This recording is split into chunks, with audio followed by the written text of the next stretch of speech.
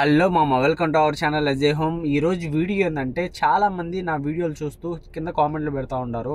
99% ఎక్కువ మంది అన్న నేను కోవిడ్కి రావాలనుకుంటున్నాను, అసలు కోవిడ్కి రావాలంటే ఎలా, నా ఇంటికాడ పరిస్థితులు బాగాలేవు, ఎలా రావాలన్నా కోవిడ్కి చాలామంది అడుగుతూ ఉంటారు. ఈ వీడియో లాస్ట్ ఎండ్ వరకు చూడండి. ఇంకా వీడియో మొదలెడదామా?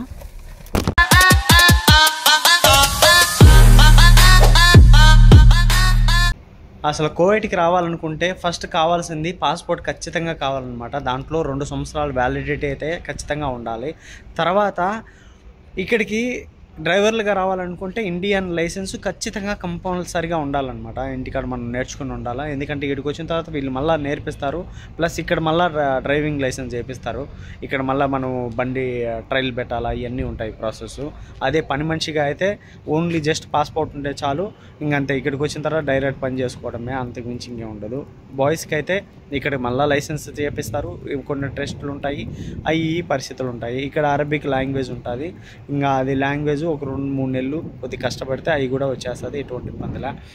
ఇక్కడ డ్రైవర్కి కొద్దిగా వీసా పొందాలంటే నిజంగానే చాలా కష్టం. ఫస్ట్ ఎవరైతే కొత్తగా వచ్చేవాళ్ళు డ్రైవర్గా రావాలనుకుంటే వాళ్ళకి వీసా అంత ఈజీగా దొరకదు. ఎవరైతే ఆల్రెడీ ఇక్కడ చేసిపోయి ఎవరైతే ఎక్స్పీరియన్స్ పర్సన్ ఉంటారో వాళ్ళని త్వరగా తీసుకుంటారు. వాళ్ళని కొద్దిగా తక్కువగా శాలరీలోనే వీళ్ళు మేనేజ్ చేసేస్తారనమాట.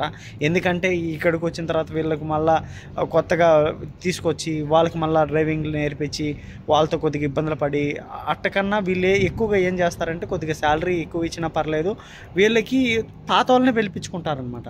ఎందుకంటే వీళ్ళు మళ్ళీ వాళ్ళకి నేర్పించి డ్రైవింగ్ సరిగ్గా చేస్తాడో లేదో తెలియదు, యాక్సిడెంట్లు చేస్తారని వీళ్ళకి భయం. అందుకనేసే కొత్త వాళ్ళకన్నా పాత వాళ్ళకి ఇంకా త్వరగా వీసాలు దొరుకుతాయి.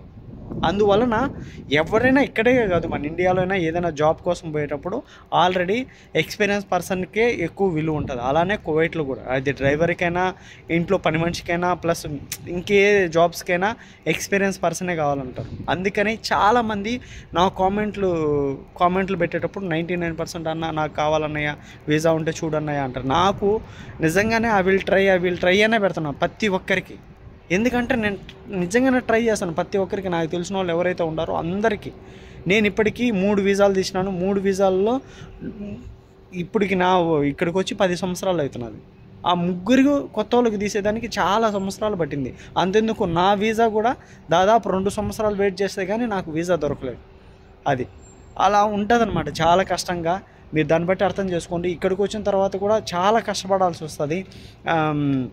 ప్లస్ అదే అంటారు కదా, లక్ కూడా ఉండాలి మనకి వీసా దొరకాలంటే. అది కొత్త వాళ్ళకి, పాత వాళ్ళకైతే క్విక్గా దొరికేస్తుంది అది ఏదైనా కూడా. ఇంకా కంపెనీల మ్యాటర్కి వస్తే, మనోళ్ళు ఎవరైతే కంపెనీల్లో పనిచేస్తూ ఉంటారో వాళ్ళ రిఫరెన్స్ ద్వారా, అంటే వాళ్ళ పలుకుబడి, వాళ్ళ ఇది ద్వారా వాళ్ళు పిలిపించుకుంటారు అనమాట, వాళ్ళని, వాళ్ళ బంధువుల్ని, వాళ్ళని.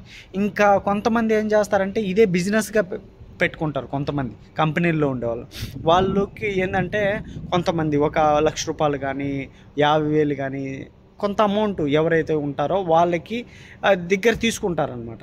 తీసుకొని ఆ వీసా వాళ్ళకి ఇస్తారు. వీళ్ళ మధ్యలో కమిషన్ తీసుకుంటారనమాట. ఎవరైతే వీసా తీసుకుంటారో వాళ్ళు తీసుకొని కొంతమంది అలా. అది ఏంటంటే అన్నీ లక్తో ఆధారపడి ఉంటాయి. ఏ జాబ్ అయినా దొరకాలంటే అది ఎక్కడైనా కూడా మీరు గమనించండి. ఎక్కడైనా ఏ జాబ్ అయినా మనకి రాసి పెట్టి ఉండాలా, ప్లస్ మనకి కొద్దిగా లక్ కూడా ఉండాలా, మన దగ్గర డబ్బులు కూడా ఉండాలి. మనం అన్నిటికీ తెగించి ఉండాలన్నమాట. ఇప్పుడు అంతెందుకు, నేను కూడా ఇక్కడికి వచ్చేటప్పుడు ఎవరైనా కూడా డ్రైవర్లు అయినా కూడా వచ్చేటప్పుడు ఏంటంటే కొంత అమౌంట్ ఎవరైతే వీసా తీస్తారో వాళ్ళకి కొద్దిగా అమౌంట్ ఇస్తారు. ప్లస్ కోవిడ్ వాళ్ళ దగ్గర కూడా కొంతమంది తీసుకుంటారు. కొంతమంది ఏం చేస్తారంటే ఫ్రీగానే ఇస్తారు. ఎందుకంటే మనకి రా పంచాయతీ, వాళ్ళ డబ్బులు పరాయసం మనకెందుకు అది అన్నట్టుగా. అది డిపెండ్స్, వాళ్ళు తీసే వాళ్ళ దాన్ని బట్టి ఉంటుంది. ఈడికి వచ్చిన తర్వాత కూడా వీళ్ళు ఏ పని చెప్పినా కూడా చేయాలి బ్రదర్. నిజం చెప్తున్నాను, వీళ్ళు దగ్గర నో అనే ఆప్షన్ అనేవి ఉండకూడదు. మీరు అన్నీ అయిపోయిన తర్వాత ఇక్కడికి వచ్చిన తర్వాత వీళ్ళు ఏ పని చెప్తే వాళ్ళు ఆ పని చేయాలి. మనం డ్రైవర్గా వచ్చినా, పని మనిషిగా వచ్చినా మనకి నో అనే ఆప్షన్ అనేది ఉండదు. అలా చేసుకుంటూ పోతేనే వీళ్ళు శాలరీలు పెంచుతూ ఉంటారు, మనల్ని ఒక మనిషిగా చూస్తారు, మనకి విలువలు ఇస్తారు, మనతో మంచిగా మాట్లాడతారు.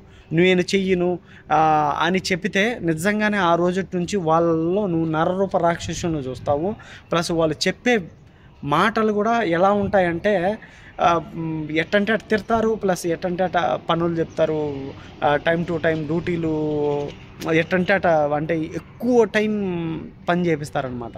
అదే నువ్వు వాళ్ళు చెప్పిందల్లా చేస్తూ ఉన్నావు అనుకో, నీకేంటంటే మంచిగా చూసుకుంటారు. అలా ఉంటుంది పరిస్థితి. అంతెందుకు వాళ్ళ డబ్బులు వాళ్ళే బ్రదర్, నిజంగానే చెప్తున్నాను. వాళ్ళ దగ్గర డబ్బులు ఉంటాయి కాబట్టి ఎవరికైనా కూడా ఆహాం అనేది ఉంటుంది ఖచ్చితంగా. ఇక్కడికి వచ్చిన తర్వాత అది మెంటల్గా ఫిక్స్ అయిపోండి. ఇక్కడికి వచ్చిన తర్వాత నేను ఆ పని చేయను ఈ పని చేయను అంటే కుదరదు. ఇక్కడ ప్రతి ఒక్క పని చేయాలి. అది వాళ్ళు ఏ పని చెప్పినా కూడా, నా వీడియోలో మీరు చూస్తూ ఉంటారు, నేను ప్రతి ఒక్క పనులు చేస్తూ ఉంటాను. కొన్ని నేను చూపించలేని పనులు, అంటే కొన్ని ఇబ్బందిగా ఉంటాయి కదా, ప్రతి ఒక్కటి చూపించలేను. నేనే కాదు ప్రతి ఒక్కరు అయ్యే పనులు చేస్తూ ఉంటారు ఇక్కడ. ఎందుకంటే నేను చెయ్యను అంటే అది బాగోదు. ఎందుకంటే మనం ఇక్కడికి వచ్చింది పని చేసేదానికే. అన్నీ ఫిక్స్ అయిపోండి. ప్లస్ నన్ను క్షమించండి, నిజంగానే చెప్తున్నాను. నేను ఖచ్చితంగా ఒకవేళ ఏదైనా వీసాలు కొత్త వాళ్ళకు ఉంటే ఖచ్చితంగా మీకు వీడియో పోస్ట్ చేస్తాను. ప్లస్ నేను మీకు అందుబాటులో ఉంటాను. ఏదైనా వీసా దొరికితే ఖచ్చితంగా ఆ వీడియో మీకు పోస్ట్ చేస్తాను. అర్థం చేసుకుంటారని అనుకుంటున్నాను. ఈ వీడియో మీకు కొద్దిగా ఇన్ఫర్మేషన్గానే ఉండాలనుకుంటున్నాను. మీకు నచ్చితే నిజంగానే లైక్ చేయండి, షేర్ మాత్రం మర్చిపోకండి. Thank you so much for watching.